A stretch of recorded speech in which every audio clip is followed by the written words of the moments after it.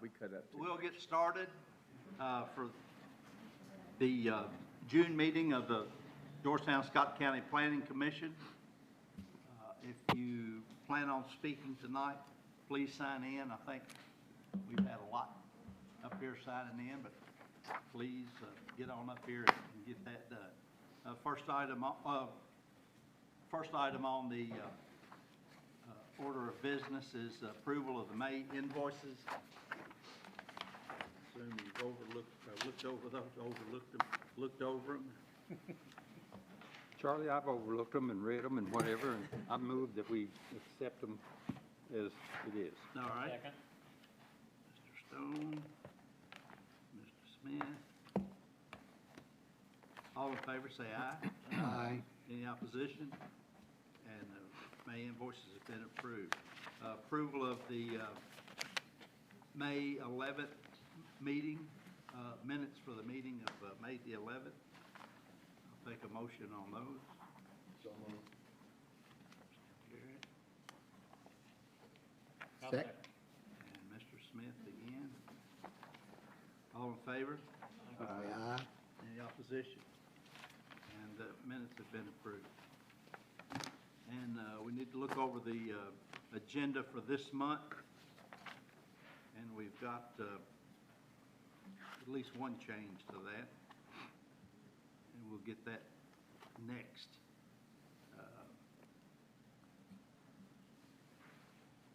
And I will take a motion to approve the agenda. So moved.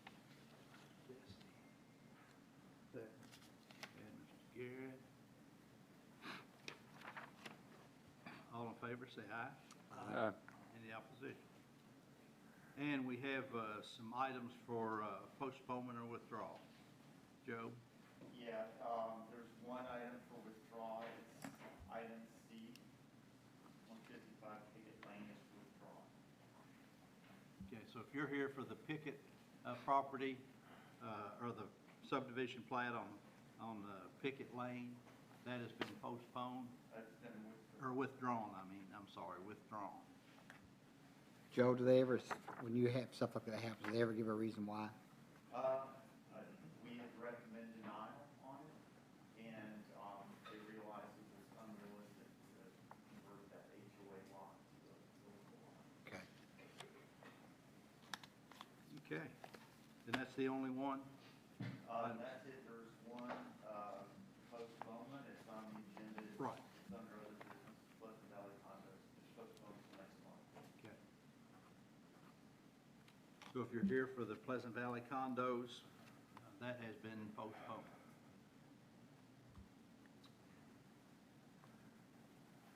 All right, consent agenda. There are 3 items eligible. Mhm. Item B, and item G. So the Broom property, the Leverett subdivision, and the Work Pipe development are all eligible. Okay, and we will address those as a consent eligibility as we get to them. But first of all, I'm going to ask Mr. Perkins to swear everyone in that plans to, If all the persons signed in to speak, if you could stand and raise your right hand, please. except for Rita. Except for Rita, yeah. Do you swear or affirm the statement you're to make tonight to be the truth to the best of your information and belief? Thank you. All right.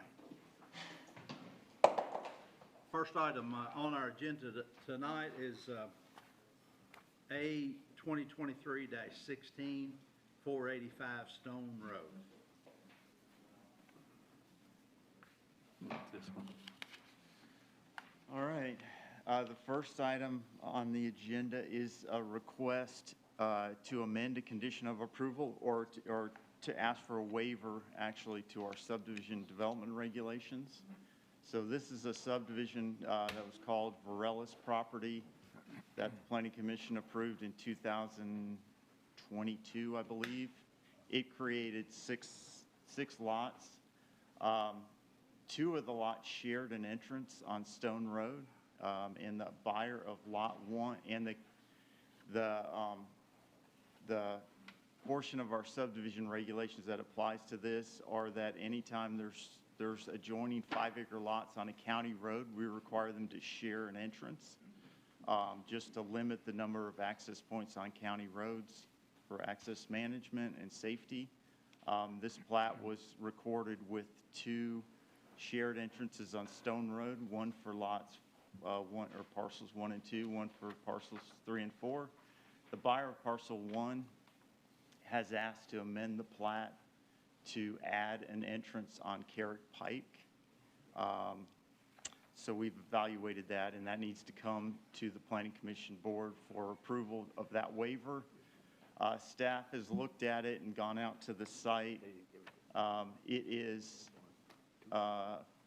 both roads are fairly high-speed roads, so they're, see some speeding, but Carrick Road or Pike actually ends in a stop sign at Stone Road, so there is some lower speed traffic there, just slowing down to get to the stop sign. But the other issue with Carrick Pike is there's a row of mature trees along the road, and the existing approved entrance is already in place. It's got a water line in place and a hydrant in place. It's got sight distance, although there is issues with speeding. We've heard from the neighbors along Stone Road, so there's some high-speed traffic on Stone Road. So the request came to us. We looked at it.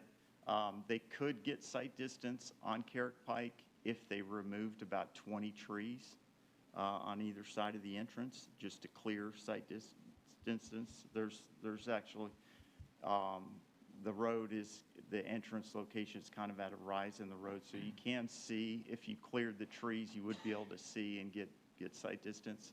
But we're recommending against the waiver for a couple of reasons. One, there's an existing driveway in place with utilities and a hydrant in that location, and it's a shared entrance with parcels 1 and 2. So even if the new entrance was approved, that one wouldn't go away. So it would just be an additional driveway on County Road, which would increase kind of the potential for conflicts and could be a safety issue. In addition, they would have to, remove all those trees to get sight distance. So that would change the character of the area. Removal of those trees, which are right up against the road, could damage the road or could have some negative impact on the road and drainage and so forth. And it would probably increase speeding just along that section without those kind of trees or barriers at the side of the road, which naturally slows people down. So for those reasons, we are recommending approval, and we do have some images, kind of the location. You can see the trees are mature. They're hackberry trees, so they're not, they're not specimen trees, but they are a mature kind of canopy along the road. And you can kind of see they're between the road and the fence for the property. They're within the reserved right-of-way, the prescriptive right-of-way for the county road, so they are kind of in the county right-of-way. So this is, you can see red is approximate proposed driveway location. This is looking back towards Stone Road.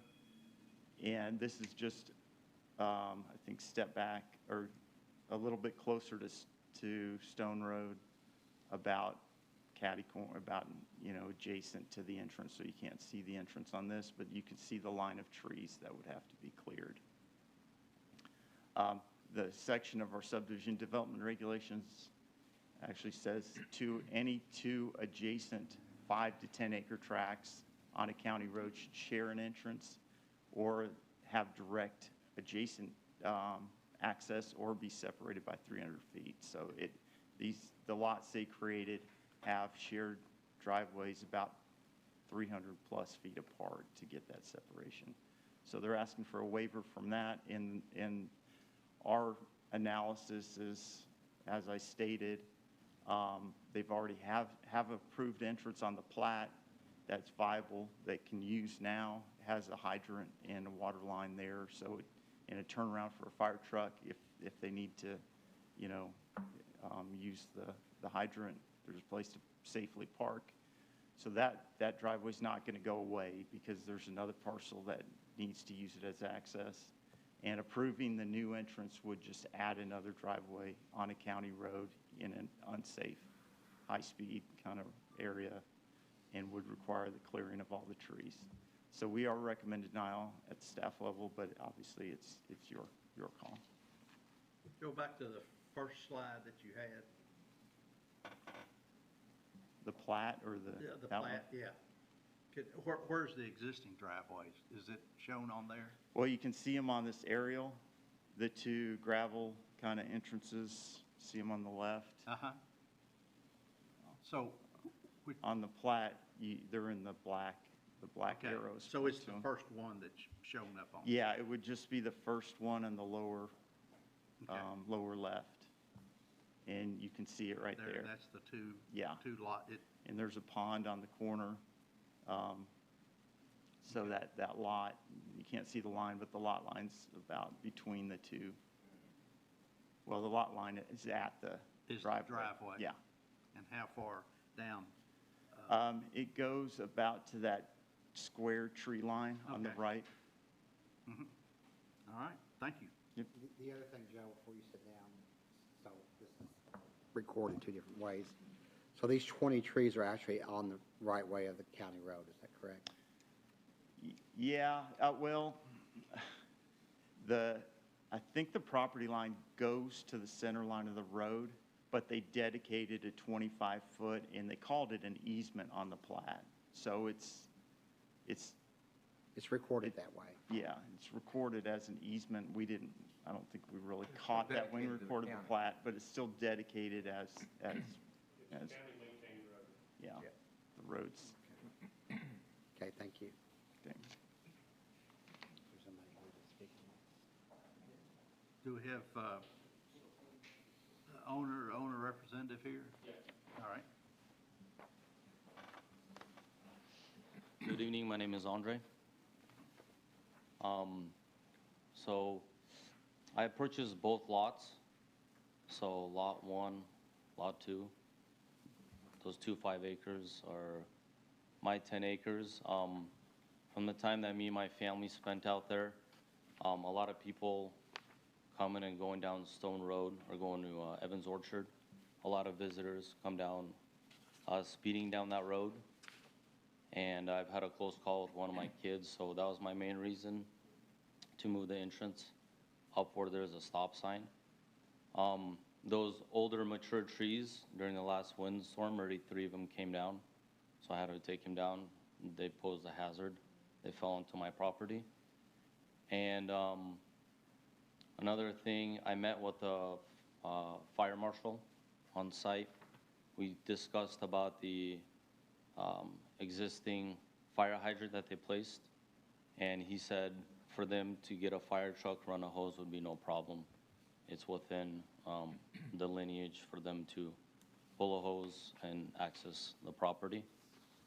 An entrance here, if I was to take down any trees, I've done this in the past, I would replant as many trees or even more along Stone Road. So those are basically my main motives for moving the entrance is, it'll be safer for my family, especially with the close call that we had.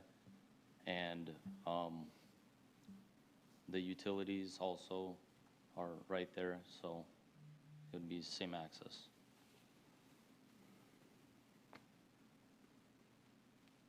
Are there utilities that run along Carrick Pike there, or are they on Stone Road? There's water that runs along Stone Road and Carrot Pike. And Carrick Pike? Yeah. Okay. And I have electrical poles. I met with the local energy department, and we have poles on either side that he can get in within 1,000 feet. Sir, I have a question for you. When you say you bought 2 lots together, right? Mm-hmm. And when you bought your lots, you were either given a copy of this plat or you're aware of the plat and the sites and all that's correct? Well, I bought it when I was still out of state. I didn't really walk the property or anything. But you were provided, I'm assuming from your realtor, the, Yeah. thank you.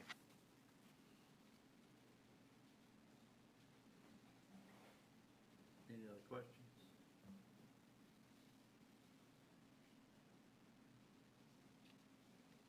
Thank you very much, Alder. All right, thank you.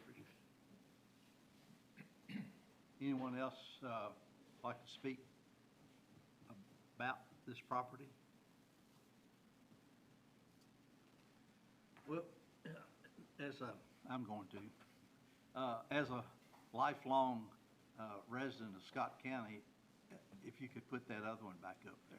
Which one? This one more. Those hackberry trees are a nuisance. And I understand. I'm a tree guy. I've told a lot of developers, I'd like to see mature trees stay in place. But there are a lot of wrecks because the trees are right off the shoulder of the road. I've had a couple of deaths last week in other counties that you can see the pictures that they, lose control just a little bit and there's no place to go. Those trees. If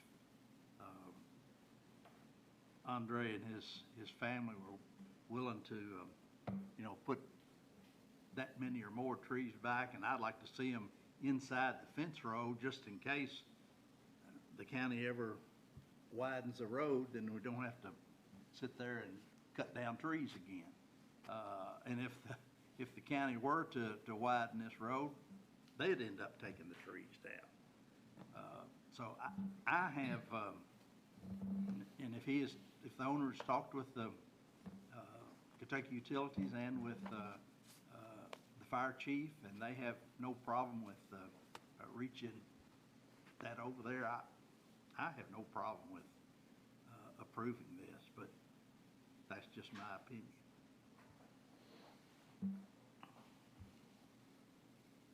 Well, I have the opposite view, Okay. only because of, these rules were put in place for a good reason. Development plan was approved as such, and for that reason, plus, the trees are in the right-of-way of county property, I would be leaning against going with the staff recommendation. Okay? Mainly because, this was known when this property was bought. So. Yeah. Where are you?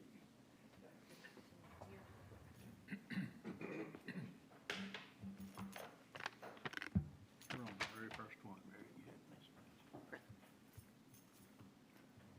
Any other comments from anyone else? Well, I'm kind of with you, Charlie, a little bit on if he said his family almost got hit, grounded out, about speeding. If we can move the tree, clear the trees out and move the location, that may save his family or somebody else from going down that road. If everything else is already in line. Yeah.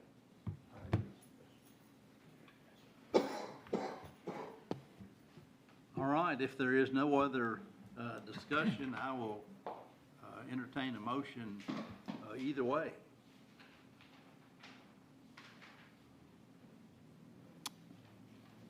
Well, I make a motion of denial based on the staff recommendation.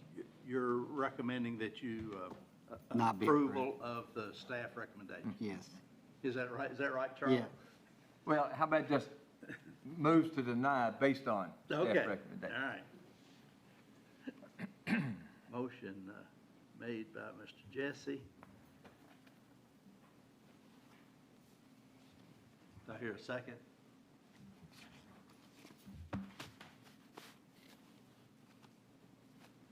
And dive for lack of a second. Mr. Perkins, Well, you could ask for another motion, if there any other motion. is there any other motion? I'll make a motion that we approve the, Second driveway. what you said? The second driveway. The second driveway and clearing of the trees. Okay? I hear a second on that. I second it. Okay, by Mr. Stone.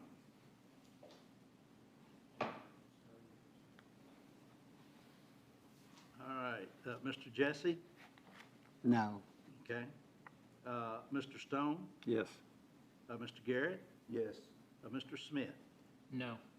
No. And Ms. Singer? I'm going to abstain. I'm since I just getting ready to say, Yes. because you haven't been here No, for the no, so I'm going to abstain. Yeah, and I will vote yes. And so that is a 3-2 in favor of the property owner there. And if you will come up and see Mr. Parker. There's nothing to sign. They didn't give me conditions. Okay. All right. So they'll just give you something later on, you know, allowing that. We'll still have to go out there with you and determine how many trees you need to take out. Thank you very much. Thank you.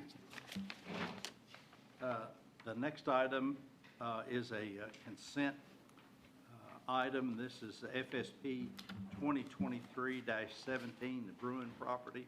It's the final subdivision plat to subdivide one 5-acre parcel from a 64.4-acre farm located at 1230 Indian Creek Road.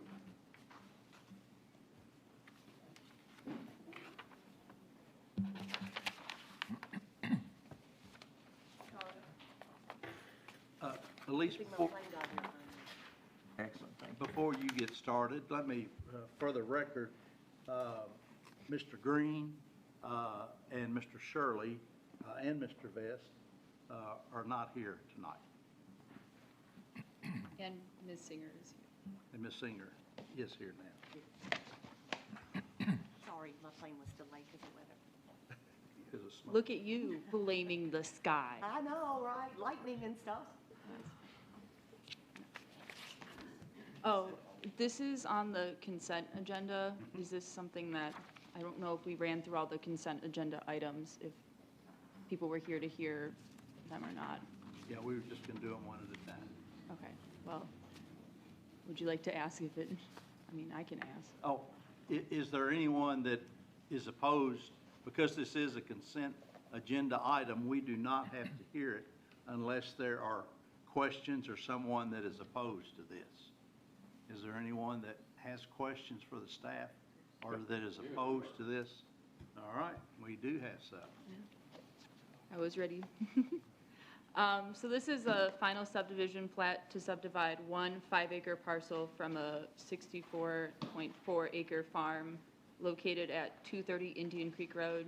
Indian Creek Road is a state-maintained road, and this is an A1 zone parcel surrounded by other ag properties. Again, they're just looking to make that 5-acre portion and then have a 59.4-acre remainder.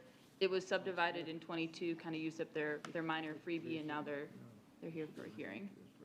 And there are no variances associated with the application. Okay. This is an aerial shot of the property.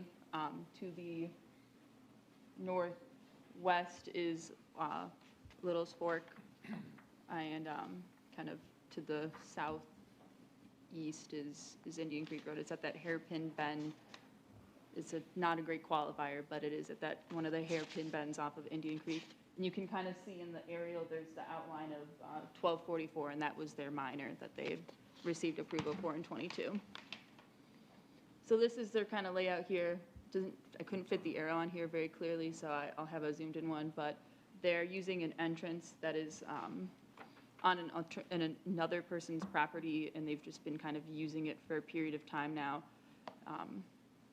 While they have been using it for a bit, they are adding additional users, so staff feels it's appropriate to get a signature from the owner of the property that's allowing the access to the larger parent tract, 1244, and then the new proposed tract that we're listening to tonight. Have that on the plat, just saying that they acknowledge that they can all use it.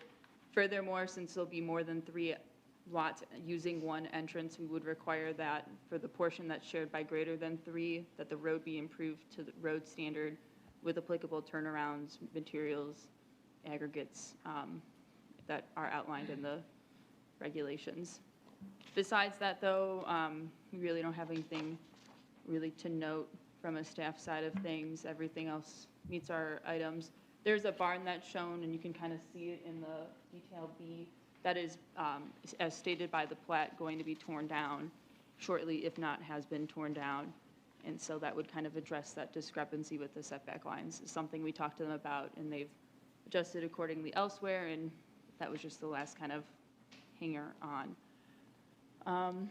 Overall, staff recommends approval to the final subdivision plat, subject to 5 conditions. First, for our typical 4 we see for ag subdivisions. They adhere to our regs. Any revisions has to go through our process. They have to give us their copies of stuff. They have 2 years. And the 5th one is just that the owner of the accessing tract, which is listed on here, it's William and Amber Scamper, but ownership may have changed. But essentially their signature acknowledging the continued use of that easement through their property to the subject site. Yeah, so that's all I have.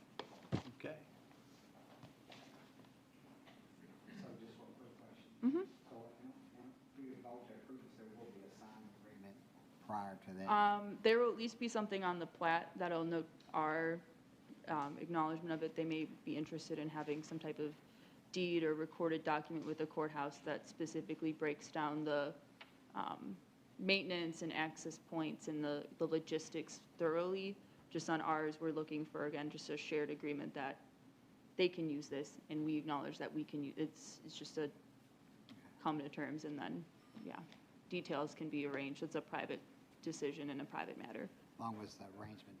I don't know. They can have that up to it. We just want to know that they have guaranteed access to it, and we need to see that it'll be 2-road standard prior to recording.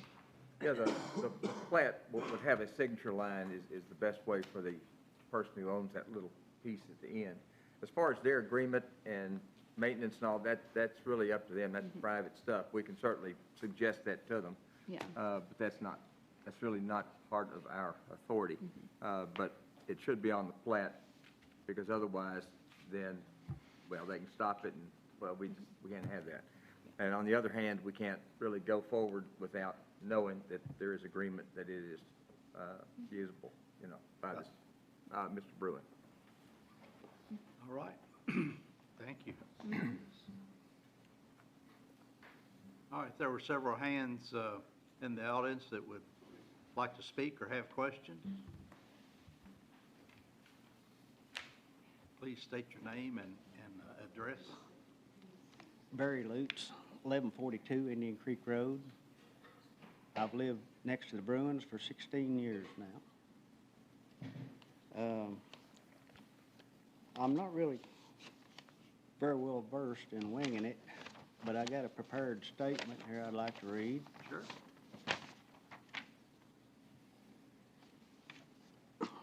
My wife Connie and I feel the condition of the roads in our area do not safely support the amount of traffic we now have. As a resident for over 28 years, we've seen the population grow in our area since 1998, when city water became available, and lately fiber optic internet's being extended. Yet both the size and condition of our of our roads have remained the same or worse. All this while traffic has definitely increased. We do not favor this proposed property decision at this time for other reasons as well.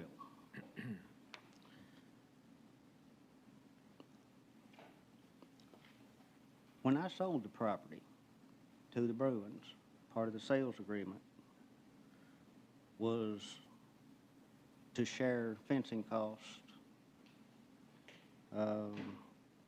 The Bruins resisted in installing their half of the boundary fence for 7 years until legal action began. The fence was poorly installed and has not been repaired or maintained. They've exposed and drained raw sewage uphill from our property, flowing downhill toward our spring and spring-fed pond. This was noted to Wedco Health Department, and I've yet to receive any notification back. I think that was about 15th of May. The tobacco barn, man, that thing's crazy. It's become an eyesore. It's falling down with half the metal roof and flapping and banging day or night whenever the wind blows. And the current owners have also failed to prevent others from using firearms on their property from firing in our direction. If these are indications of other things to come, we must object to the subdivision of this property until it is repaired, upgraded, and maintained. I'm sorry, but I have to look at this every day. Any questions? I do have pictures. So your property is right down here on the bottom line. Would you point that out? Yes. Right here on the bottom. Okay. This is 125 acres. I sold this 70 acres, I believe 2007 to Brooks. Okay. And it hadn't been subdivided up until now, is that correct? Well, the 1 5-acre lot was marked off. I leased my property for hunting, very reliable renters. The surveyors tromped through the bottom here, marking this off while my people were trying to hunt. And I don't know what was said, I wasn't there. I know it wasn't good. And this is economically important to me as income. They would like me to control the property better. But this 5 acres was marked off.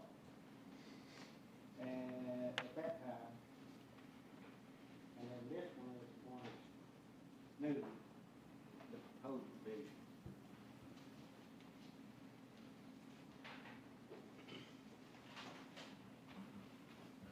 Okay. So Indian Creek Road is down there by the purple arrow, Yes. right in that area? Yeah, there's a very sharp curve right there. Okay. Yeah, it is unmarked, comes by Mr. Huddleston's house at about 60 miles an hour, and people stand on the brakes and go around that sharp curve and down the hill with no warning, no road signs, no danger signs, nothing. The state's been very lacking on maintenance out there. Okay. Head walls, culverts, just, you name it. I've seen a lot of it in 28 years. Okay. Thank you very much, Barry.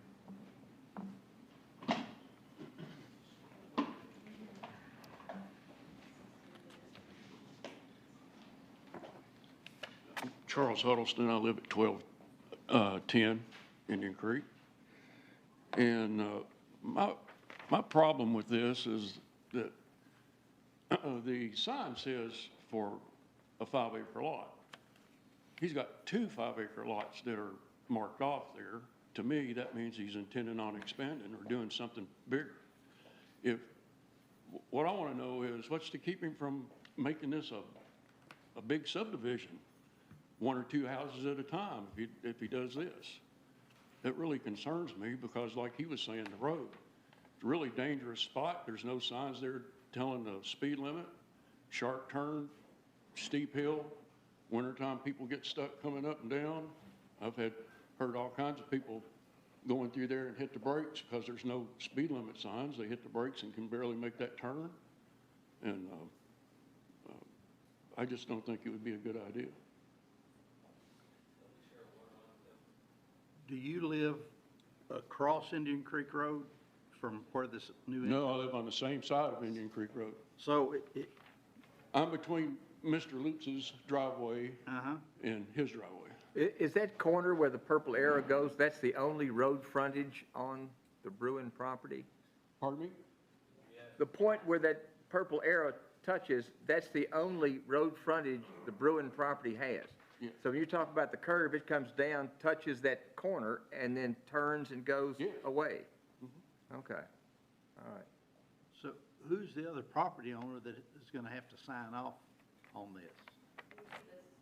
Those listed as the stampers, if we're looking at this one here, Okay, yeah, it's that top kind of gotcha. corner that cups the bottom-ish area, but the stampers would be the last. But Joe, doesn't the regulations prohibit continuous breakup of farms? Isn't that somewhere we talked about the last meeting?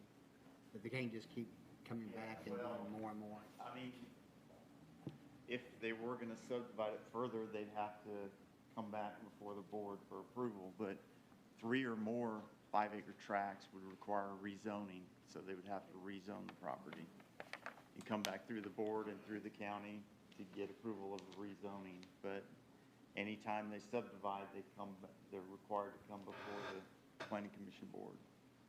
Now, you're allowed one minor, so they subdivided one lot earlier through staff approval because we can approve one minor subdivision. So 2 or fewer lots. If they had done 2 at the same time, they could have gotten that approved through staff without coming before the board. But they just did 1. So they're allowed 1 minor, so any additional has to be advertised and come before the board for approval. So any additional lots, if they tried to do any more, if it was less than 10 acres, it would have to be rezoned. If it was over 10 acres, it would have to be advertised, and the board would have to approve it. So you'd be notified. So and only with the lack of road frontage, only 3 tracts can share a driveway. So really, they might be landlocked. They might not be able to do any more anyway. But increased traffic in that turn. I mean, you got people coming in and out, you can't see, when you're coming down, you can't see around that turn, whether you're coming uphill or downhill. You can barely see my house, and I'm right in the turn. You're busy looking at the road.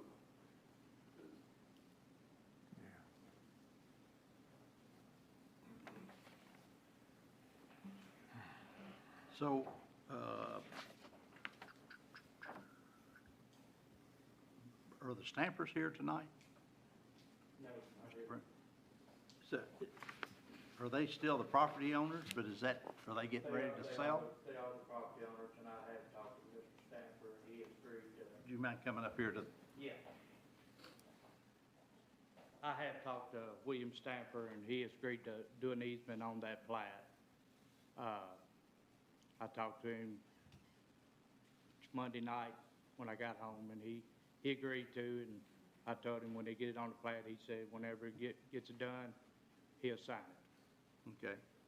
And sir, what's your name? I'm sorry. My name's Clay Brun. Okay, thank you.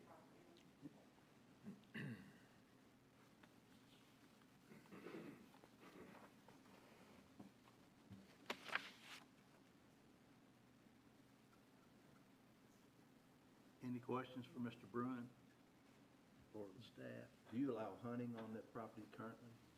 My brother hunts there every once in a while, and he bow hunts. He don't hunt all the time, but he does bow hunt. And the guns, I don't shoot guns all the time either. I got one little 9mm that I shoot every once in a while. I got some family members that come down, and we don't even shoot near their property. You know, I hear more gunshots on his property than on mine. And the way I look at it, what I want to do here, it's not about guns, fence, nothing like that. I'm just trying to give my daughter 5 acres so she can put a home on it. So the other property, sir, next to you does have hunting on it, though, is that correct? Everybody hunts down there. I mean, you backed up county land. Everybody around that property down there hunts. But was it stated here there was actual hunting, that was income from allowing hunting on Yeah, that's adjoining what- properties? Okay. But I mean, all them properties down there, everybody hunts.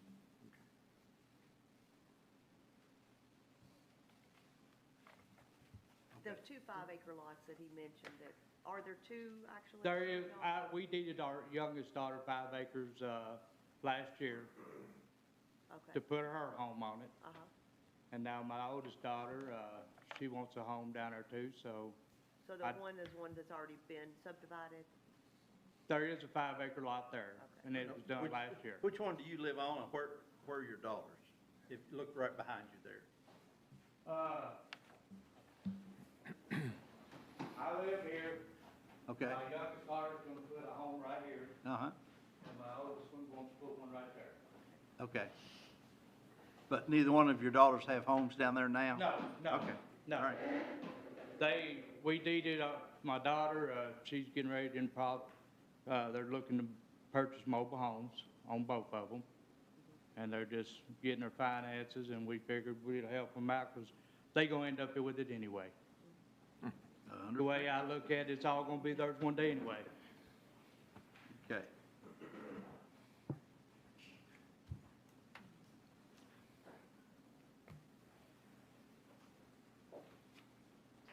Mr. Huddleston, I understand what you're saying. You know, if they were to break this whole 70 acres or whatever it is down, I'd be concerned about traffic, but for one more family living down there, traffic's not gonna be that great. But I understand where you're coming from, what you're saying. That's a problem throughout the county and we'll probably hear it tonight on a couple of more of these applications, is the traffic. And unfortunately, we can't control that. That's a county matter, but we can consider it there. Thank you. Any other questions? Yes, sir. Come on back up here. Thank you. I'd like to rebut the claim about gunfire. I do have a aerial view, detailed aerial view of the layout of the homes, across the hollers, where the fence lines are. And if I can point this out to you. Mm-hmm. Yeah, that's it? Yes. Okay, this is my 125 acres, me and my wife. This is the brook. Uh-huh. That's over here. All right. When C.T. Southworth owned that 6 acres, the proposal is on that now, they needed me an easement up here, 330 feet long. So I could build back here on this ridge. This is where we live now, it's up wide on full lake. That's where Texas pond. Our train's up here on here. When we go shooting, we come all the way back here and we shoot down here in this creek, this branch that runs about 4.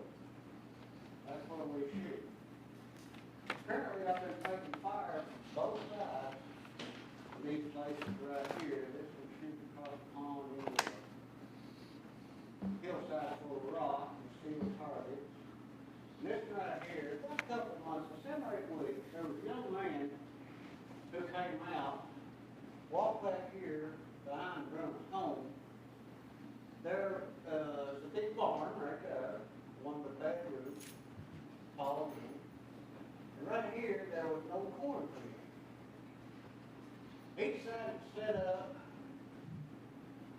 a target downhill. This all slopes down toward this branch, this hall.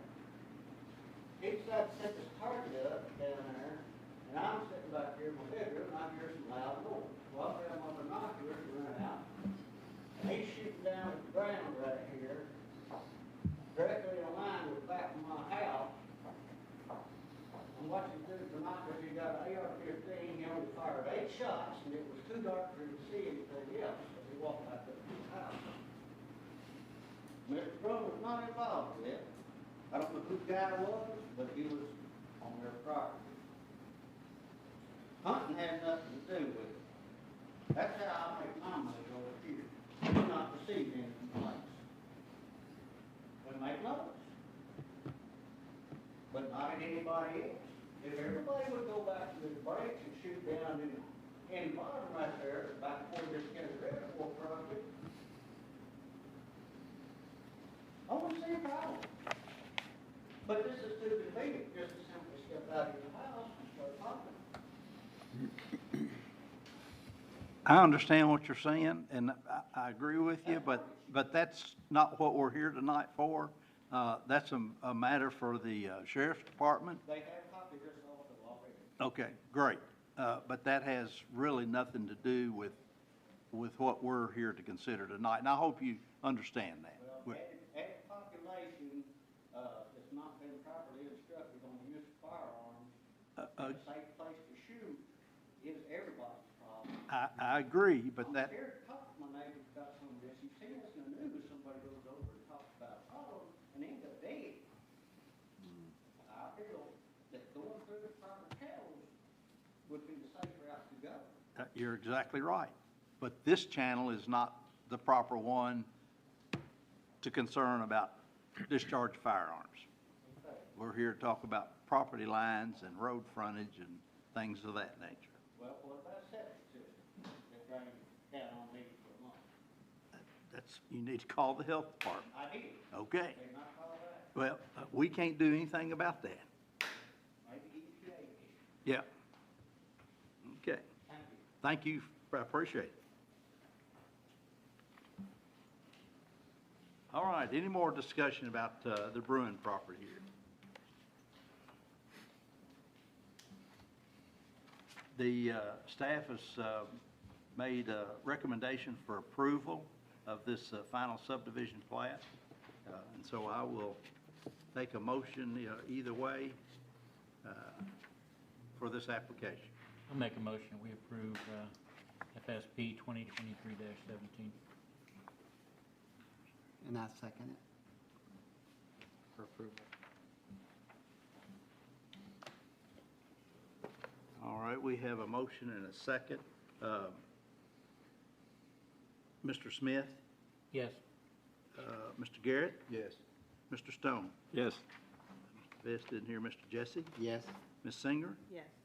and the chair votes yes. All right. Mr. Bruin, I need your signature. Okay.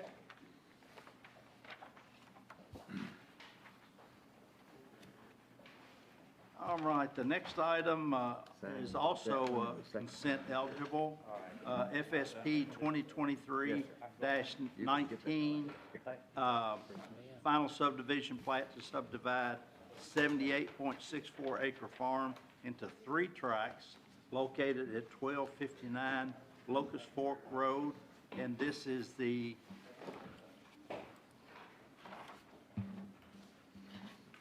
Leverett. Am I pronouncing that correctly? Yes, sir. Is that right? Yes, sir. Okay, sorry for if I mispronounced it there. So this is another consent eligible.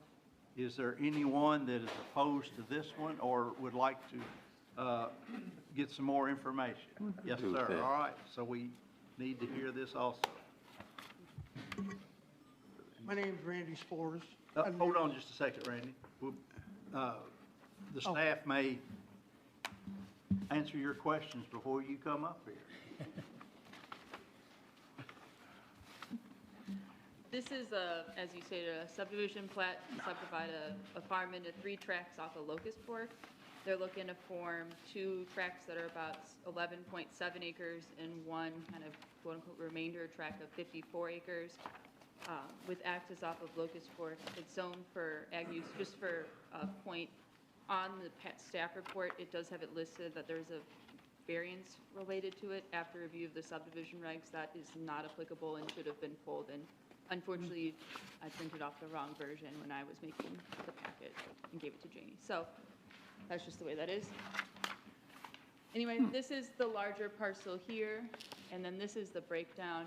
They have 1 existing entrance that leads to an existing residence, and then they're looking to kind of subdivide as shown and have 2 new entrances. what the variance was talking about was the distance between driveways. When you're making a lot between 5 and 10 acres, as Joe kind of stated with the Stone Road property, we want a certain distance between them in order to maximize safety and make sure that they're appropriate distance apart. Since this is greater than 10 acres, that regulation is not applicable, and they can have two kind of side-by-side entrances since they're servicing larger than 10-acre lots. So that was what that was for, and then it just, again, failed to be pulled from the staff report. Everything else looks pretty good. There's some vegetation that's existing, specifically when you're turning left out of the driveways or traveling southbound towards Stamping Ground. It just needs to be cleared a little bit before we give it a complete thumbs up. That's just something that can be arranged by the property owner whenever they're able to, again, kind of clear some of that outstanding vegetation. But again, overall, we don't have any issues with it, and staff, recommends approval, subject to the 5 conditions stated. The main one is just get any new entrance approved by Scott County roads, so that'll be the time when we'll make sure that the site is in appropriate visibility, especially to that southbound direction. Okay.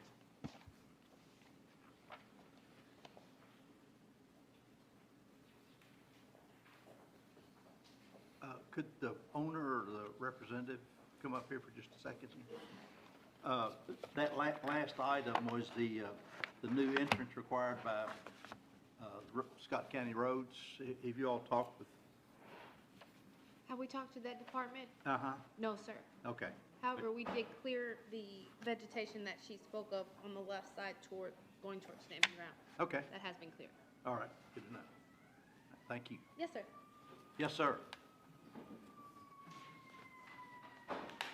My property's next to theirs. Yes, if you would state your name and address. Randy Spores. Sorry. Randy Spores. All right. Thank you, Randy.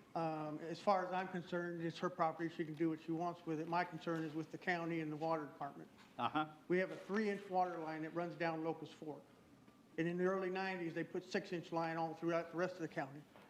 And since I built my home in 87, 88, 3 miles from my house to Stamping Ground, there's been 55 new homes built in there. And now with hers, there's even more going on.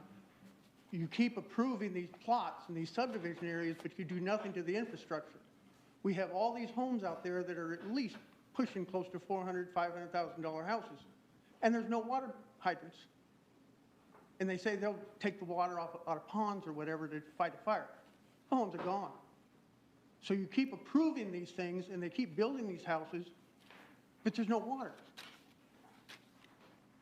My concern, and then with the amount of homes that are out there, that road, people are moving out there from the cities, which I don't blame them to get in the country, but they don't drive on a county road properly. They don't get over. My wife's already been sideswiped, and going into my driveway at the corner where theirs is, I have to almost stop just to inch my way into the driveway because I don't know what's coming around the other curve. But you keep approving these things, which is fine for the subdivisions, but there's nothing to the infrastructure. The roads aren't big enough for it, all these houses out there, as well as the water line. They've been talked, from what I understand, about enlarging the water line, but they keep saying they have no funds for it. That's garbage. The water line should be replaced for as many houses that are out there, and the funds should be there. They found the funds to increase the water plant and then hire subpar people to run it. And now they blame the citizens of the county to pay for it? If they're going to do that, they're getting the money also from the county as well. So why can't we have some improvements out there in the county as well? So that's where I'm concerned with. I don't disagree with you one bit, Randy. I say I don't disagree with you one bit, but again, you need to be talking to the fiscal court about the water line and the condition of the roads. But if you keep approving these things without the infrastructure there, what good does it do? Well, it's kind of like which came first, the chicken or the egg, Somebody's you know? not talking to each other. Well, okay, thank you. Any other questions for the owners or staff? There's a question back here, Charlie. Uh-huh. Yes, sir.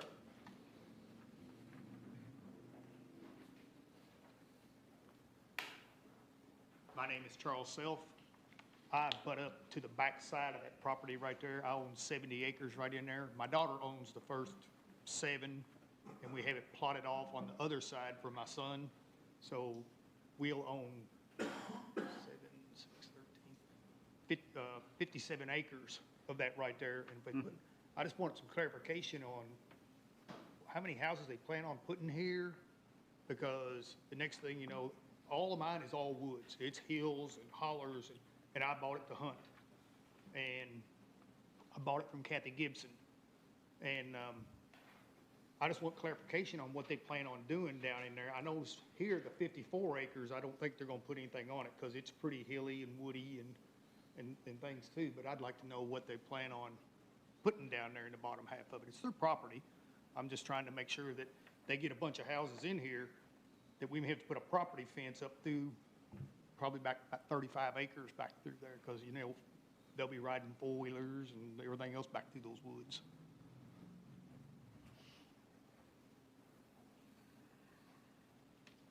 So each parcel is afforded the right to one home.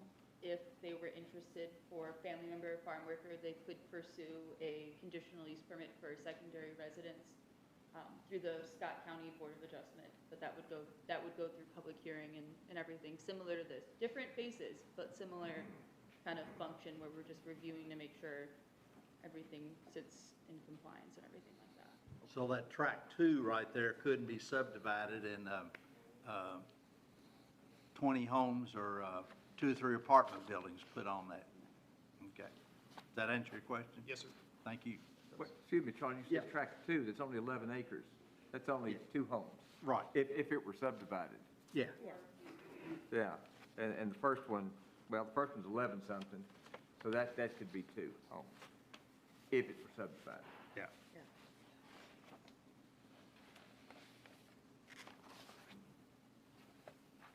Okay, any other questions? Charlie, I make a motion that we approve this. And you want me to cite the number to do that? I've got it on here. Okay. As recommended by the staff, no additional. Okay. With the 5 recommendations. I second. Mr. Garrett.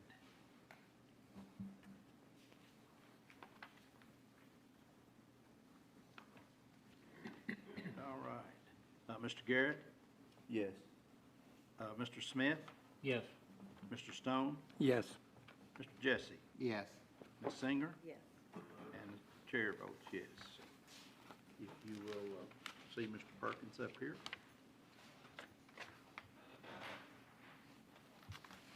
All right, the next left item. red? Pardon? No. Oh, yes, ma'am. Signature. The next item is PDP 2023-20, Phoenix Transportation Properties.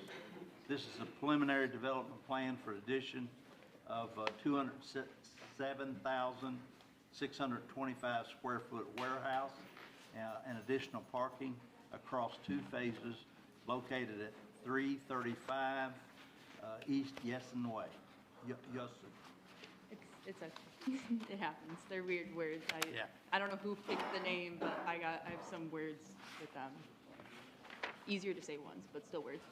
Anyway, this is, as you stated, a preliminary development plan in the Triport Industrial Park on the Phoenix Transportation Site located on East Houston Way.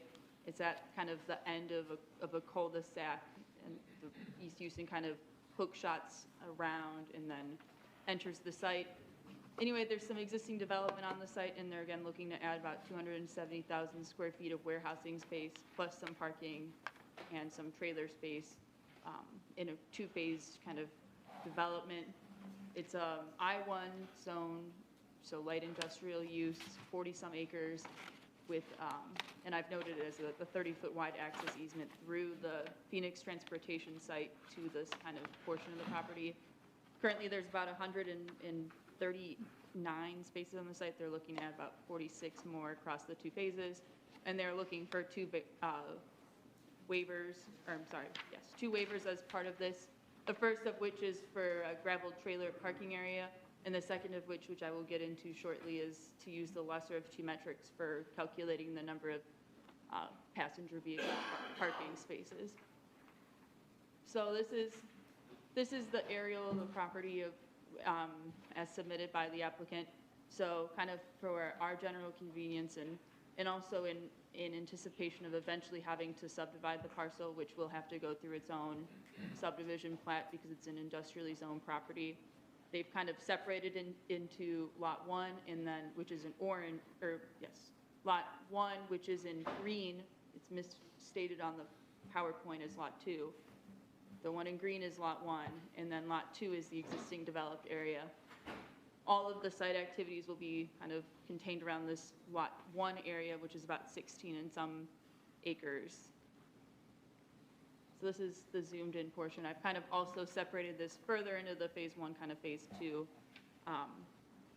Pretty much they're looking to add a warehousing space on the property. They're going to start with 75,000 square feet, 7 parking spaces, some landscaping and gravel parking. And then phase 2 would have 3,200,000 square feet of parking area, or square feet of building area plus some parking spaces as well. So we'll kind of get started with that parking situation. So they are proposed it kind of west away from the railroad. So it's kind of difficult to see on the 11 by 17, but on the TV, that which is at the bottom is the railway, and then to the top, which would be west, is the remaining portions of Triport Industrial and also Triport Road and also I-75. And then we can just keep naming more and more west things, but I think we got it. Anyways, so when we were initially having conversations on the number of parking spaces they had, we were anticipating that they were going to be having a truck terminal use similar to the use that's presently on the property in the Phoenix portion, which requires 1 space per 1 employee.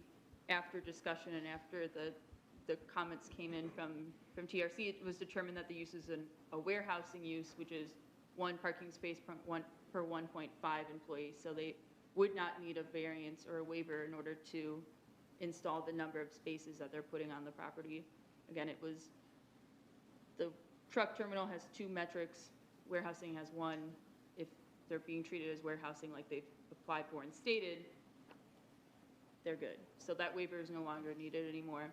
The waiver that is needed, though, is that additional gravel parking area for some trailers. It's noted kind of in a polygon type shape on the very top there. They're looking to have some trailers for storage. That's very typical of I-1 zone properties, especially in Triport Industrial. We see a lot of uses on this site on the Phoenix already developed portion, the Lot 2 portion, as well as several other locations in the industrial park. So it's not atypical, and staff finds no reason why a waiver should not be granted for that additional kind of trailer storage area. They will have a stormwater basin in accordance with hopefully in accordance with all of our regs. Ben will hold them to it. And they are in the dry run BMP, so they will need to adhere to the study requirements. They're also required to have some interior landscaping, but because they're adjoining mostly industrially zoned properties and then the railroad, there's not a lot of perimeter or viewway perimeter landscaping that would be required. So everything that they're showing, though, would meet our expectations for landscaping and other items. The last kind of important item to talk about is the state of the utility that services Triport Industrial.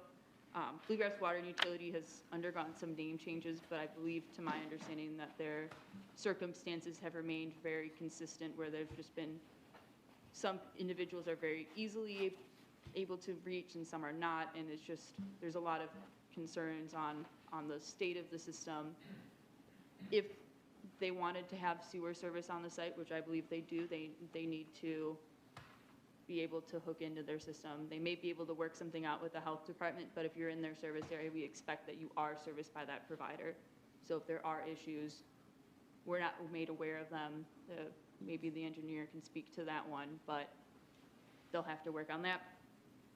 The last one, which was a topic of discussion at the workshop and has been amended since the workshop, talks about the annexation requirement.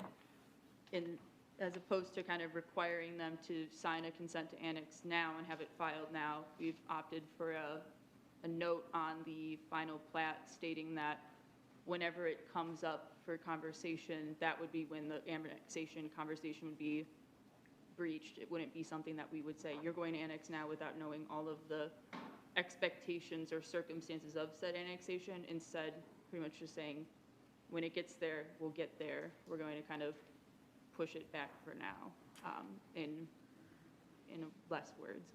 So overall, and I'll kind of get into it, staff does recommend approval of it, of the development plan, with 1 waiver approved and then 10 conditions. So you can see our waiver there.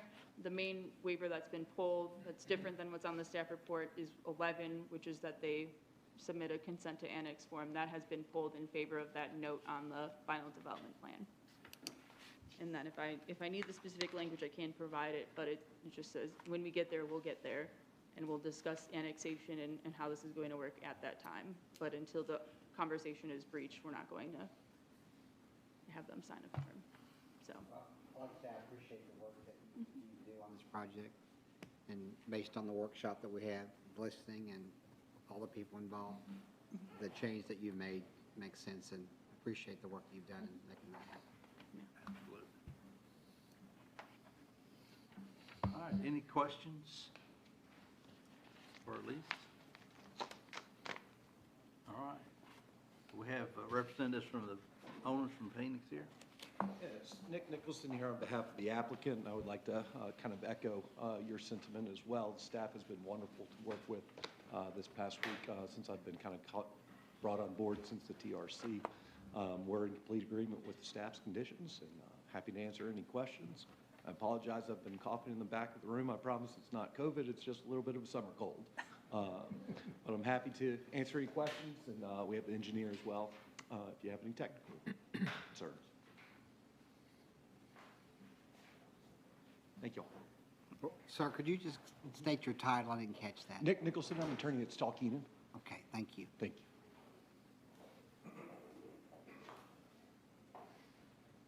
All right, any other questions? So it's pretty cut and dried. All right, I will take a motion.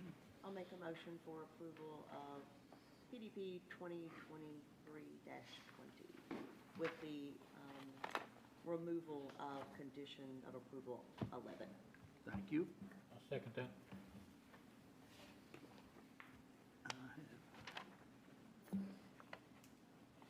Have a motion and a second.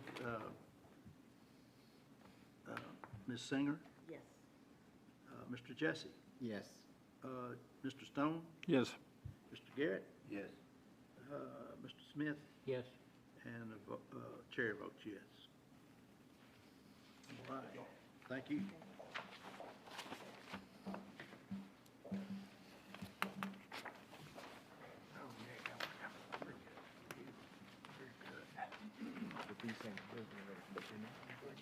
Next item on our agenda is PDP 2023-21, a preliminary development plan for 49,313 square foot commercial auto dealership on 15.05 acres located at 3034 Paris Pike, and that's the address of the applicant, Dan Cummins, but the property is actually on Connector Road. Correct, yes. So this is preliminary development plan request for the 2 lots that were formerly owned by Bluegrass RV. and we the commission reviewed a campground, RV campground, a couple years ago on this site. They're looking to not develop that campground, but sell the property to Dan Cummings for an auto dealership and maintenance and service facility also. So this is the site. It's between or south of the, well, I guess west of the mini storage that Bluegrass RV owns, and north of the other mini storage units on Connector Road and across from the car wash, essentially. So this is the site. It is a 49,313 square foot building, a large parking area. There is one new entrance proposed in gray there on the center of the site, aligned with the driveway, the circular driveway that serves the car wash and the storage units across the street. So there is, the Connector Road is a state road. There is a project right now to widen that road that the state's working on. They're in the design phase. So they have looked at this entrance location and they preliminarily approved it, so they're okay with the location. They will have to get a state encroachment permit, and they will have to coordinate the new driveway with the road improvements that are planned. So this use includes a lot of inventory, auto inventory space, so a lot of cars parked for sale on the lot. Typically, when we look at parking lots, our landscape requirements, our landscape ordinance requires interior landscape islands and perimeter landscape islands and canopy for any commercial site. The VUA interior requirements are really there to provide that tree canopy shade for the parking lots, break up the long areas of asphalt parking to kind of control the heat island effect and all the pavement in the city. Our ordinance doesn't call out any different standard for car lots or for those lots that are there really for storage and for sales inventory display. So anytime we get that type of use, we need to look at whether we want to grant a variance to our interior island requirements. In this case, they are asking for a variance to our interior landscape islands, and what they'd like to do is just calculate the area in gray, which is the driveway, the main entrance, the traffic circulation for customers and employees, and the parking lot areas that are going to be used for customer parking and employee parking. So they'd like to use that to calculate the required interior landscape island areas.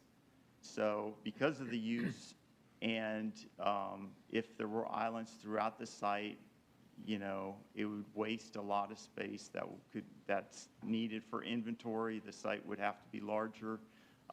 It would require, you know, it would cause additional maintenance requirements for cleaning the cars and debris and everything, increased water usage to do that, to keep the inventory clean. So we are in support of the variance to the interior islands for that reason, because this specific use requires space, parking space, just to store their inventory. The other variance required is a variance to the canopy requirement. So we have in commercial lots, we require 24% canopy coverage, and that's tree canopy coverage at maturity, and there's a calculation based on the size and species of the tree. They don't have the space in interior islands to meet that 24% canopy. They are providing enough trees as if they were providing interior landscape islands on the whole site. So if we did require the 10% interior islands for the whole site, it would, in one tree per 250 square feet of interior island is our requirement. it would require 102 trees, and they are providing 102 trees. So they are providing the interior island trees, just not on the interior of the site. So there's plantings on the perimeter, adjacent to the mini storage on the, I guess, the right side or the southern side. There's plantings. There's a required perimeter landscape buffer, which they're meeting, which is 1 tree every 40 feet. On the perimeter, on the sides, along the frontage, it's 1 tree every 50 feet. So they are meeting our other landscape requirements. So we are in support of that variance as well. So there's 2 variances required to the interior, or to the landscape requirements, and those are noted in the staff report. Other than that, it's a use that's permitted in B2. It meets its setbacks, all the other B2 requirements it meets. We've added a condition on the new entrance that they provide turn lanes, which is something this use doesn't generate enough traffic to require a traffic study, but it's in our subregs policy for any intensive commercial uses on major roads that we get the turn lanes in place. So we are asking for turn lanes into the new entrance, and those be coordinated with the state widening project to meet kind of their requirements, and then we'll have to work through that when the state finishes their design work.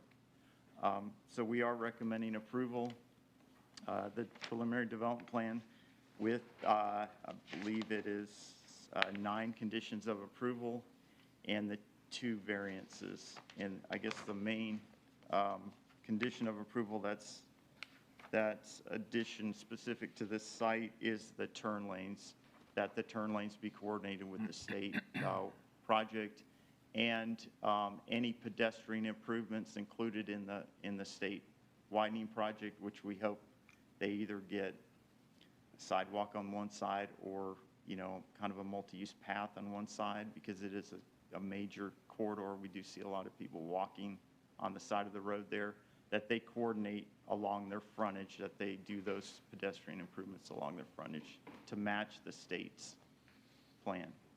So there'll be some kind of requirement of some kind of pedestrian walkway of some Yeah, kind. we require sidewalks along the frontage of commercial lots. I don't know the state's plan, but we have talked to them about adding a pedestrian element, either a multi-use path. We specifically talked more about the northern end, but I haven't seen their final design, so we're still having to work, talk to them and encourage them to provide that, which we think they intend to do. But further down connector, there's a median and an access road back kind of where Starbucks and the Mexican restaurant. There's a grassy kind of median between the access road.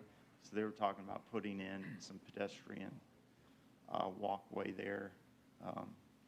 I'm not sure if that's where it'll end up, but they're looking at pedestrian improvements along that corridor as well. So initially, though, this is going to be built more than likely without the turning lanes until the state does the road.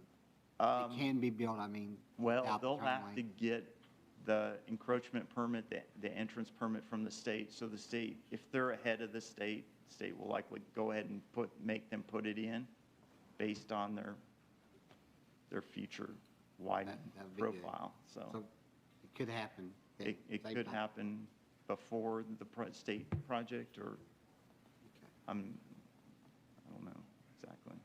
Joe, with the 102 trees, will they be spread out around the whole gray area there?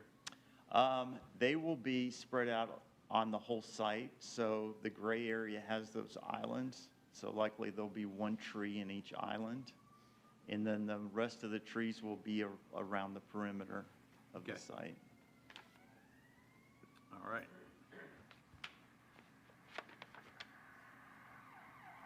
Any other questions for Joe? Owners or owner representatives here? Thank you, Mr. Chairman. I got here a little late for the sign-up sheet. Shame on you. I'll sign you up. Do you swear? I swear to. All right. Mr. Chairman, members of the commission, my name is Harold Sims, attorney in Georgetown. It's my privilege tonight to be co-counsel with Robert Ryan from Lexington for the applicant tonight. Again, we would like to thank the staff for their hard work and working with us on this project. We have put together a little rendering of the type of building that Chrysler is requiring dealers to use now. I'm not giving this to you as a representation of what our building will be. That's still in the work project, but it will be in the ballpark. Must be one of those huge boulder trucks. I don't know.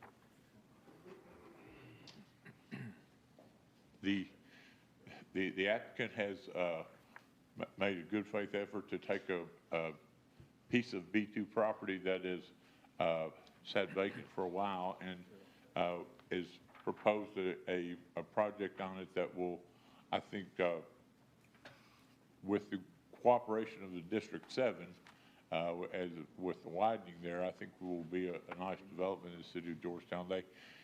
Just to let the commission know, several of the notes of approval require us to cooperate with the cabinet, the transportation cabinet, in the widening project of Connector Road.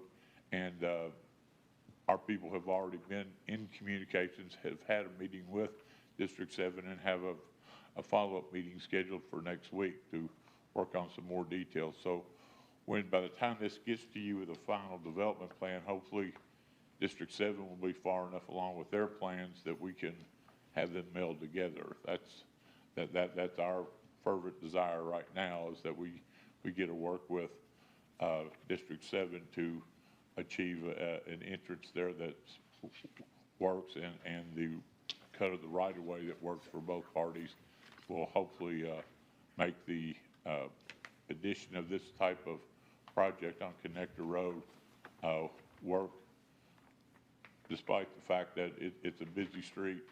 With the widening of Connector Road, this project should work smoothly in the future for Scott County and Georgetown. The project is highway commercial, and the operation of an automobile dealership is one of the permitted uses in a B2 zone. The applicant is prepared to comply with all the notes of approval that the staff has presented, and we would urge due to the nature of of the applicant's business, the granting of the variances on the interior landscaping is important and serves a lot of useful purposes. The conservation of water, I hadn't even given any thought to that, but obviously if you're washing that many cars every day because of bird droppings or sap, you're going to be spending a lot of water on that. Plus, it's just an additional cost and expense for the owner to do that, because obviously we're putting a lot of trees on the property in the gray area, but if they were spread out all over the inventory lot, it would be an additional ongoing regular expense. So on behalf of the applicant, we would urge the commission to vote favorably on this project, and we are prepared to comply with all the conditions. I'm available to answer questions. Mr. Cummins is here if you have use questions, and we have an engineer here who's done the bulk of the work on the drawings you've seen.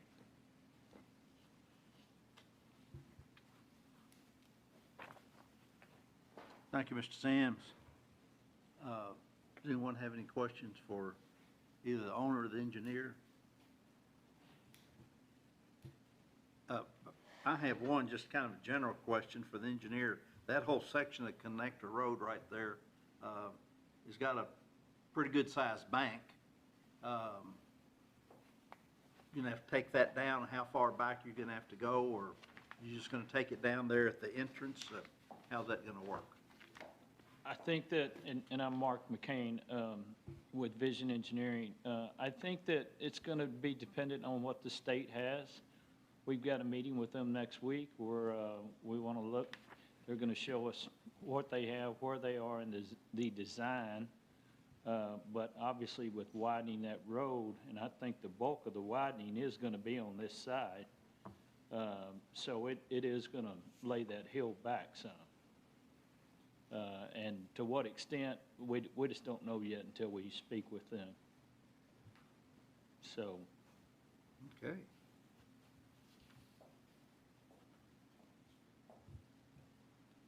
So we can assume, from looking at this, Mr. Cummings, that you're separating the two dealerships? Yes, sir. Okay.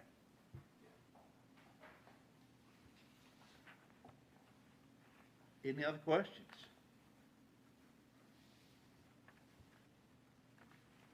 All right. Thank you, staff, and everyone for information here, and I will take a motion. Charlie, I make a motion to accept this development for Dan Cummins, I'll second. Chrysler. Ed Smith. Mr. Smith made the second. All right, Ms. Singer? Yes. Mr. Jesse? Yes. Mr. Stone? Yes. Mr. Garrett? Yes. Mr. Green? Oh, Mr. Smith? Yeah. And the chair votes yes. All right. If Mr. Sims or the owner can come up here and see Mr. Perkins. And the last item under new business is consent eligible also. It is FSP 2023-20-22, Burton Pike Development, the final subdivision plat request for 8 tracts on approximately 200.1 acres, zoned A1, located on the east side of Burton Road, north of Biddle. Do we have anyone that is opposed to this development or would like to hear it?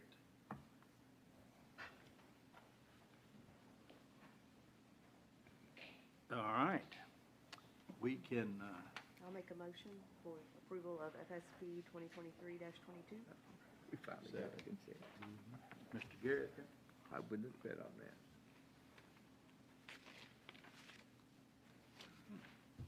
All right. Ms. Singer? Yes. Mr. Jesse? Yes. Mr. Stone? Yes. Mr. Garrett? Yes. Mr. Smith? Yes. And the chair votes yes.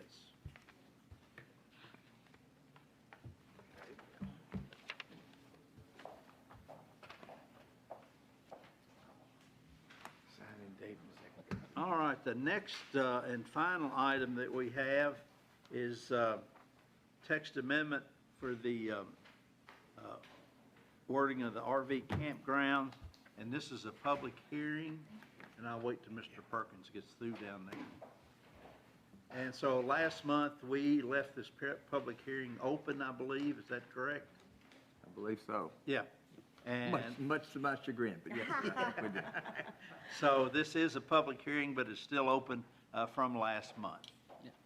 I don't really have any new updates at this time. I'm willing to entertain any questions you all have. Last month, we had talked about maybe taking some time and looking at the number of entrances required. We had a comp plan open house in between, and I did not have any time to, schedule a time to meet with any of you all. But we could discuss it or whatever is the commission's pleasure. So do we have any alternative language proposed at all? I don't believe so, if you mean other than the recommendation. Yeah, because I think the Yeah. discussion last time was. Was to increase it, Yeah, was Yeah. to, number of units. decrease the number of entrances Yeah, required. based on the increased Assuming, number. but with the requirement, obviously, that it was also able to be used for emergency access, right? Yeah. Yeah, I think that was. Have that yeah, second the entrance, discussion was. but it didn't have to be a, 200. yeah. But it didn't have to be used full-time. It could be used for emergency or, But to also increase the number of, the number allowable before you require that The second second, entrance. that's correct, We talked about that as yes. well. extensively. To increase the number and then to also, So what is that number? That's what you're yeah, I mean, that's what we taled about last time, right? So maybe we could have done it last time. No, So I don't think if we you ever look came up at, to it. Is it 300? Is it on 400? page 3, paragraph O, with 200 or more RV sites that have 2 public road connections. 500 will have a third. Mr. Murphy, you have something to say about it? Feel free. I mean, I would entertain certainly any input, Absolutely. because I don't have any benchmark to say, here's what would be typical in other campgrounds, so certainly, we would look for input on what that would be. Yeah, I'm Dick Murphy again, here representing Andrew Hopewell and the Kentucky Bluegrass Experience Resort. And I think all the issues got narrowed down just finally to the one issue about how many sites, we call them units or sites, we can have in the resort before we have to supply the second entrance in and out. And I just wanted to tell you, we had originally proposed 400 being the cutoff. Well, the staff proposes 200. And I just wanted to tell you how we came up with the 400. And what we had done was started with the ordinance you all have for single-family detached houses in a subdivision, where it says that in a subdivision like that, single-family detached, you can have up to 200 houses before you have the second entrance in and out. So we looked at that as a trip generation figure, the amount of traffic that 200 houses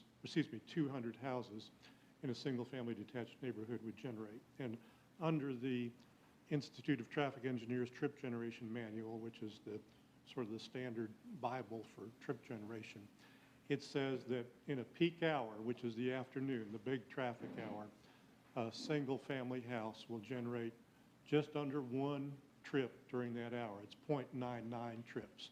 So a 200-unit single-family house development would generate about 200 trips, 199 trips during that peak hour. So we looked at what an RV park would generate during that peak trip hour, and it's about a quarter. It goes down to about, and I left that in my over there, but it's 0.27 is what it is. It's about a quarter of a trip in that peak hour for each site. So we did the math and we tried to make them equivalent, and to generate the same amount of traffic that a single-family detached neighborhood generates of 200 would take us 733 sites in an RV park. 733 would be at the same equivalent traffic as 200 houses, single-family detached, during that peak hour. So we said, okay, 733 is about equivalent. So we said, well, that still is a lot of sites there. So we took it about in half. We cut it to 400, so that with the threshold of 400 RV sites, we're generating about half the traffic that the 200 single-family homes would. And not only half the traffic, or half the congestion, half the safety issues, stoppages, traffic stoppages, or accidents, that sort of thing. We feel like we're generating half of what the 200 single-family detached would. So we worked that. We knew it's a traffic issue. It's not only traffic generation, but safety. But if you have half the traffic, you have half the safety issues as well. So that's why we proposed 400 sites being the cutoff on this for the point where you need the second entrance in and out.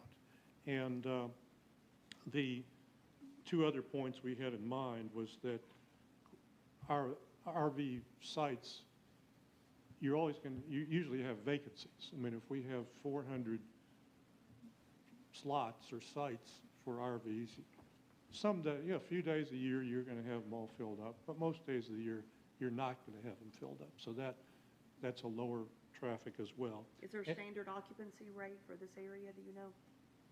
I don't know if we have, I know on big weekends, you're going to have high occupancy. On off time. Horse Park what? Oh, yeah. 69%? 69, yeah. So they won't all be occupied, and they are mobile. You can move them, unlike Yeah. single-family detached house. You can move these things in and out as well.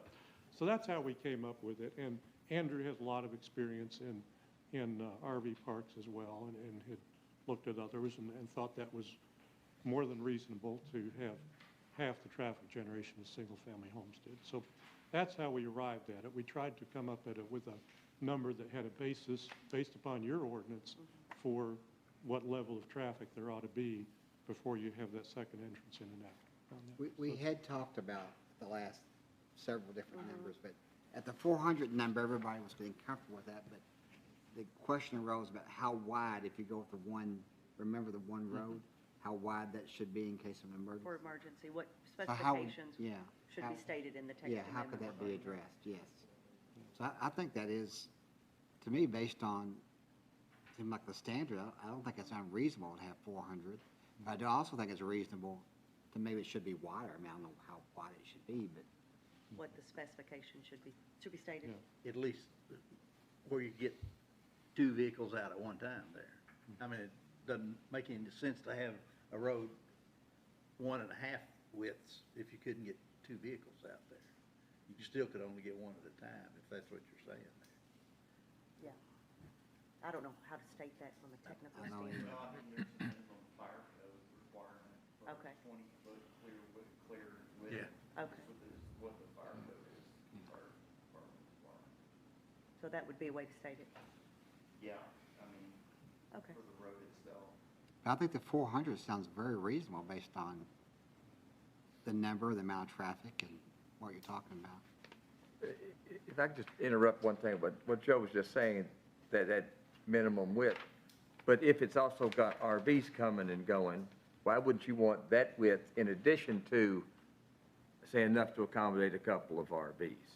And that way, it'd be a rare circumstance when fire, ambulance, whatever it is, couldn't get in that entrance fairly easily. Yeah. You mean make the width wider so that you could have two RVs on there Well, versus so, just two yeah, I vehicles? mean, I have no idea. I mean, I don't do anything at an RV park, so I have no idea. But at least in addition to the width of one, possibly the width of two, I would imagine there's some weekends where a width of two is going to be taken up much of the time. Well, I mean, I wish your business well. So if you did that, plus the minimum width, that we actually can get traffic through, get vehicles through, emergency vehicles through, I think that diminishes greatly, even the need for the second entrance. And it certainly would diminish the need or the worry of extending the numbers prior to that. And I think you'd pretty much avoid the risk that we're trying to talk about. You're talking about at the entrance where you. Yeah, the check in principal and entrance. Check in and all that sort of thing. Yeah, the principal entrance. Yeah. So that it can accommodate things, except maybe in the worst of circumstances, when everybody's trying to pour into the park at once. Even then, I think if you have that extra width, it can be kept open, and that can always be available for emergency services. Thank you, Mr. Murphy. Yeah, see, that would be my concern, is that, you got people coming in, they're staying a week, yeah, they take their own vehicles in and out to go to events and things like that. But my concern is that Sunday morning when they all leave and that Sunday afternoon when they all come, I mean, Sunday, it's gonna be a problem. I don't know how much of a problem, I don't know enough about it to know how much of a problem, but, Well, speaking as a RVer, different parks have different procedures.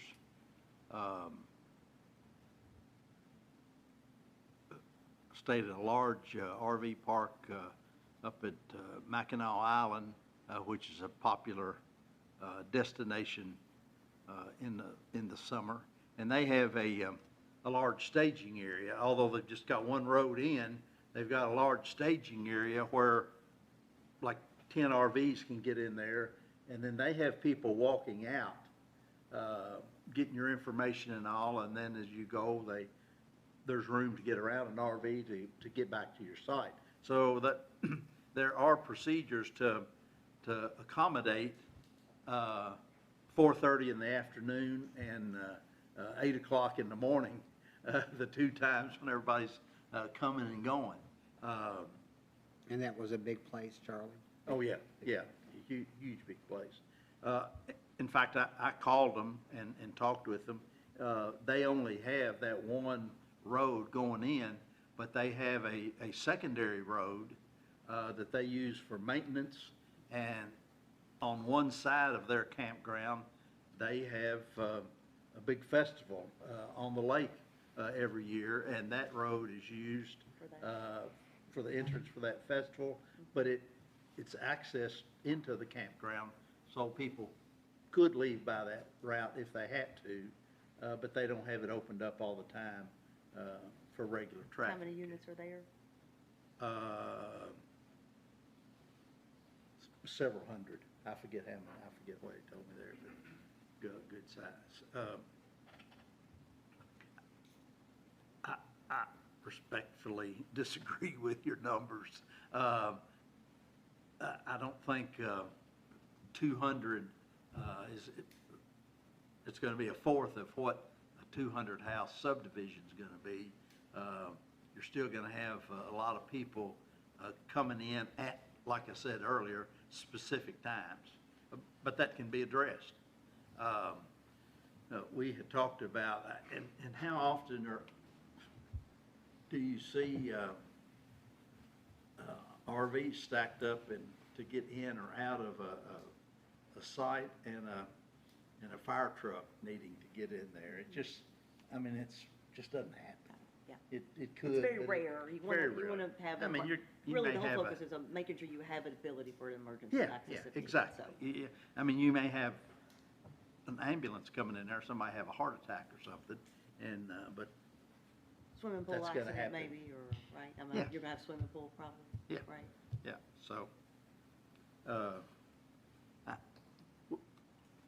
I think basically what it boils down to is we've said we need that second entrance, but it doesn't have to be a full-time. But do we need it for 200 units? Yeah. I think that's where we're Yeah, saying, we I don't think have to. 200's too low, Yeah. because it doesn't need to be the same as As a single-family subdi- home, yeah. Subdivision, yeah. If I may, real quick. Yes, sir. Most, He signed, he didn't sign in, but he was sworn in. I saw him Okay. get I did sworn swear in. in. I do. He swore in Probably last, swore in last he time, and swore it's in last continued week since then, when this so. was still open. And we didn't believe you then anyway, so it's okay. I'm sorry, if I may, I've been to a lot of campgrounds across the country, and, you know, I've talked to Dick, whether they're 200, 300, 400, 500, 800, 1,000, 1,500 sites, generally speaking, they all funnel all their traffic through one entrance all the time. That doesn't mean that there's not a secondary entrance for an emergency, that if a wreck happens at the entrance, that an emergency vehicle couldn't come through and get to the back side. It just means that generally speaking, whether it's 800 or 1,500, there's always just going to be one entrance everybody funnels through. Otherwise, you'd have to have two different spots where you had people checking in, where Right. people checking folks in, and nobody's gonna do that. Right, I mean, you want to kind of, it's a security issue, Yeah. right? So, to me, it's, you know, just the one entrance for the 400 sites, if that's what we request. But after that, it would be an emergency access to say, if an accident happened at this entrance, then we have the ability to get back there. I'm comfortable with the 400 number Yeah, that I am Mr. too. Jesse mentioned, with some specification of how wide the entrance needs to be to support passage of traffic as well as emergency vehicles. Yeah, I think like a staging area or something where Yeah. people could pull over Isn't Not, that not addressed? necessarily, I mean, look how, if you've ever been up to the horse park. Right. Yeah. That's quite a good distance off of the road, but it's only one Yeah, RV One, wide yeah. going both ways there. It's So big. you don't have to line 6 vehicles up shoulder to shoulder and go back through there. There's no need for that. Mr. Cornett, is there anything that we've missed somewhere along the line? You're our kind of go-to expert there. I didn't hear anybody say anything about dump stations. I think we got past that I point. wasn't sworn in, Charlie, but I swear. My experience with campgrounds is, when they come in, as long as you've got a spot, a holding area for people that are checking in, Yeah. the road's still open. Yeah. Horse Park does that, our place in Florida does that, and that takes care of it. You don't have a 3-lane road to accommodate. The other thing is, the horse park, especially in our place in Florida, on a long weekend, everybody's leaving at the same time, the dump stations back up. So if you put the dump station somewhere where it's away from your entrance, where that back up the dump station doesn't interfere with traffic, it helps. The horse park has that problem out there. Yeah. So that's all I thought I've got. Thank you. So were you having on-site sewer, or were you having dump stations, or both? Every site will have its own, sewer. Okay. That solves the problem. So that solves the problem, the dump station backing up on Sunday morning. All right. Do we need to make a motion and a second to approve the wording on this? I would absolutely just adore the thought of you having a motion and a second with whatever language you want them to insert concerning the entrances, number of units, before a second or whatever it is. Although the staging area itself, that sounds like something that really just needs to be designed. In the not design something part. we need Yeah, to not- do. yeah, not exactly. this. Yeah, so maybe the number of units, and then let staff and applicant get together, and they can come up with more than an adequate staging area. I think we all sound like pretty much just 400 then. 400. So we and then need to, it's- on page 3, paragraph 0, or O, that needs to change from 200 to 400. Yes. Yeah, And so up to 400, they just need the one? Yes. and then more than 400, they would have to have 2 as their threshold, then for 3, that'd be a dang big campground. Yeah. How many sites you are planning?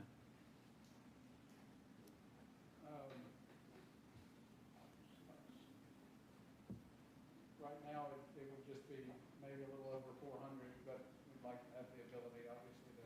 Okay, well, we can leave the 500 there. If you hit the 500 mark, then you'd have to have Two. that third road there. Well, we don't have the second one yet. The second one's after 4. So from 4 to 500 is 2. Yeah. Okay, and beyond 500 is, Yeah. Can we go to 600 for 3? How about van at 10,000 per now? I don't really, I've been to a lot, and I don't really know what the third one would ever be used for, quite frankly. yeah. Well, just have, Now, do we want to put a width on that also, or? no, I think, like Roy said, Development there's, plan. as long as you have a Development plan. staging area to get them in and out, then the width is immaterial. And we're not going to require an emergency exit, If one of these can be an emergency exit. but under 400, we're not going to require any kind of emergency.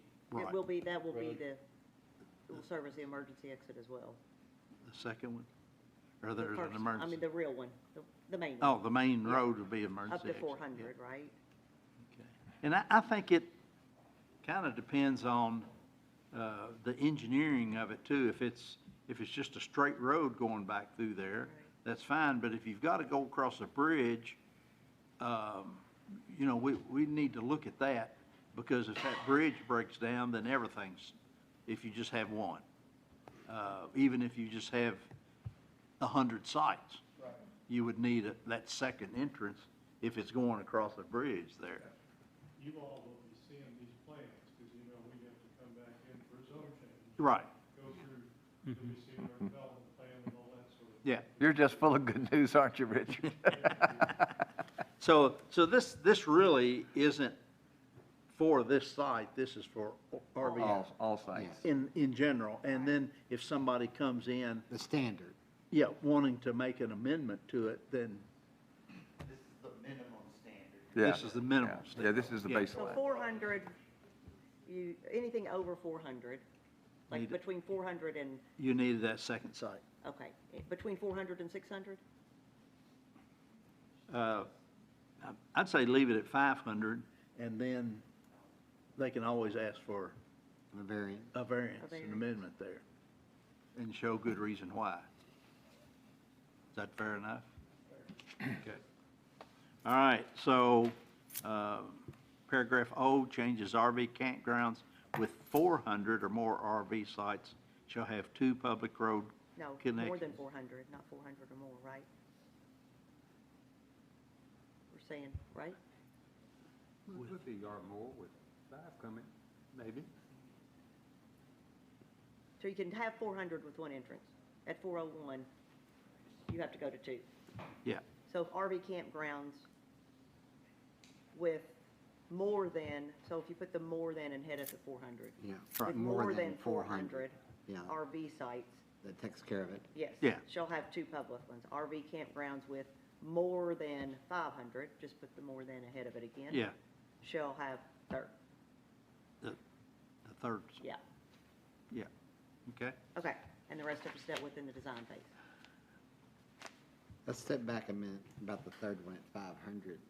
That's a pretty big leap, so additional 100 sites, now you want to say it needs to be Have to 3?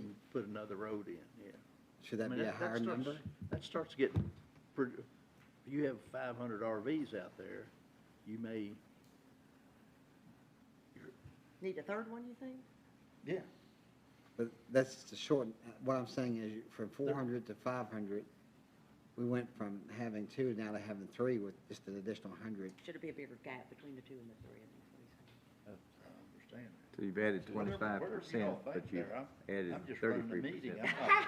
I'm not making No, I'm the just rules. saying, I'm not a campground expert. I'm just saying that's a pretty narrow range, all of Yeah. a sudden you have It another. is to go 100, just 100 in between.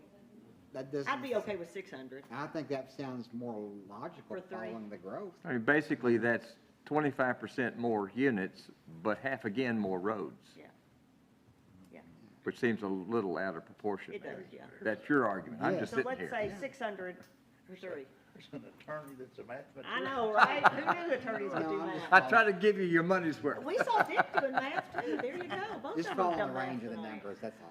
Yeah, Yeah. okay, So more than 600, 3. okay. I think that makes sense. Yeah. Mathematically Would speaking. you pass that down to Mary? Oh, Thank you. You're welcome. oh, that's a good old Lexus. You can have one. You can Thank have you. one. All right. I'll Joe, bring you Charlie got bring a that? fresh one next time.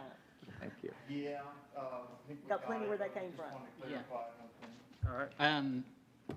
I think that it's clear, but I think it would be good if we added a sub-item D under that, C, that just clarifies that secondary accesses can be constructed as emergency only.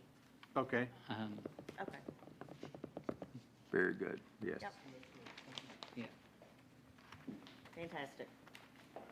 What would, Finally, this what is would the done. distance requirements be between these 2 exits, say you went over 400?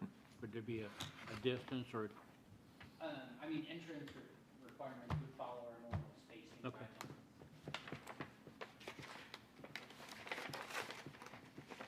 I'm glad this was quick. Okay. It's freezing in here. Yeah, it is. It's cold in here. where'd you fly from? Florida.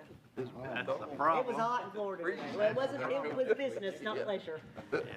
Not even near a body of water. All right, I will take a motion to, or do we vote on it while we're still in? Oh, and actually, close the public hearing. Okay. And then ask for a motion. All right, at this time, I'm closing the public hearing on the discussion of the text amendment for RV campgrounds. And I will now take a motion to approve the text amendment. I'll make that motion. I'll I second. second. Actually, it would not be a text, well, I guess it is a text amendment, because Yeah. it's being added to it, but it's not actually an amendment to the RV stuff, because that's a brand-new section. So, but with the additional detail that we discussed that we and discussed. penciled in tonight. Including the sub-item. including the sub-item. 3 parts.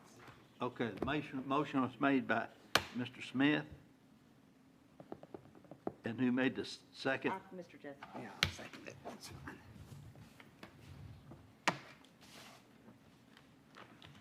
All right, Ms. Singer, Yes. Mr. Jesse? Yes. Mr. Stone? Yes. Mr. Garrett? Yes. Mr. Smith? Yes. And the chair votes yes. Woo-hoo.